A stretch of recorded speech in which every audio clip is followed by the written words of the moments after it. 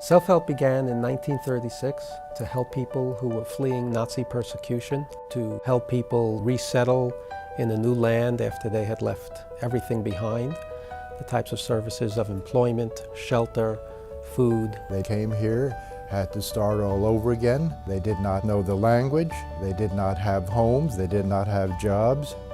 It was a tough time. Self-Help has accomplished a great deal. They've transitioned from just simply helping Holocaust survivors when they came here 40, 50, 60 years ago. Now there are other programs. Self-Help is very proud to be the originator of the first senior affordable housing in New York. Today, Self-Help has 6 buildings and a 7th one being built.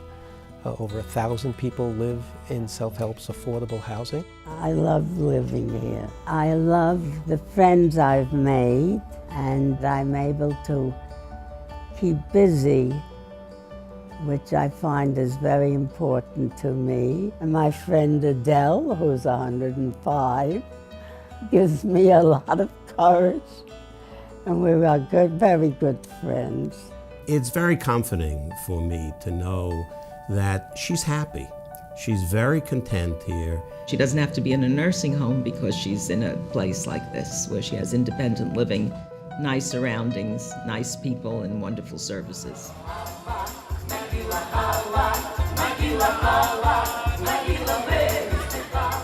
I go mostly to all the events and meet all my other friends there, and it's a wonderful affair and reminds me of my past and of my family. Our seniors have all different kinds of service needs, and depending on what their specific need is, our team of social workers are able to bring the service and the clients together. We do an Alzheimer's program, which is important to me and my family since my father suffered from Alzheimer's. My social worker is very kind and very helpful, and actually I don't know what I would have done all those years without her. We also have a lot of friendly visitors, and they visit them as a friendly visitor once a week or once every other week. It's really just a human interaction that says to the client, there's somebody out there who's interested in getting to know you. There's somebody out there who will be coming regularly to visit you. One very smart person asked me, what are you mostly afraid when you get old? Loneliness. Loneliness, you know? You know what it means when some young person comes to you and sits with you and talks to you? Unbelievable. Self-Help also assisted victims of persecution with employment. We created a nursing training school originally. Today, Self-Help trains over 1,600 home health aides. I mentor people who come through the training to become certified home health aides. And what I do, I give them support, I give them advice and information if they need resources in the community. We can train them here and help them become home health aides and help them pursue their career as nurses, then we can employ them for self-help. One of the areas of innovation that Self-Help is very proud of is our work in technology. I do like the digging that she's doing, and she was very excited about showing it to us, how she can play the computer games. Several times I've gotten a perfect score, which made me happy. Good going. The whole idea is that a person goes through a 20-minute brain workout. You're learning things. I'm never too old to learn. We have telehealth kiosks, and residents are monitoring their vitals.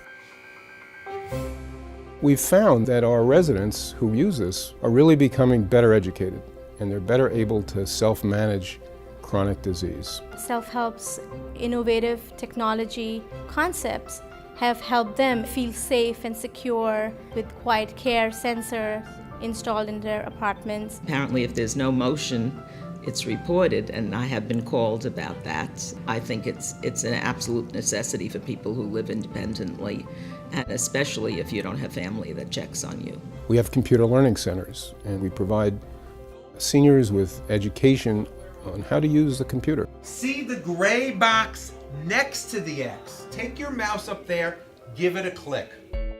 Self-Help has created what we like to call a virtual senior center.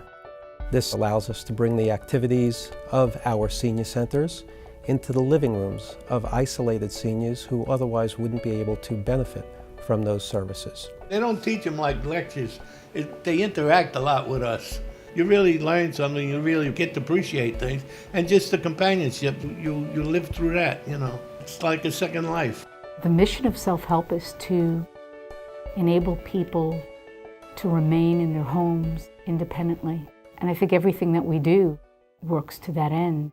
We are passionate about our desire to help the Nazi victim population.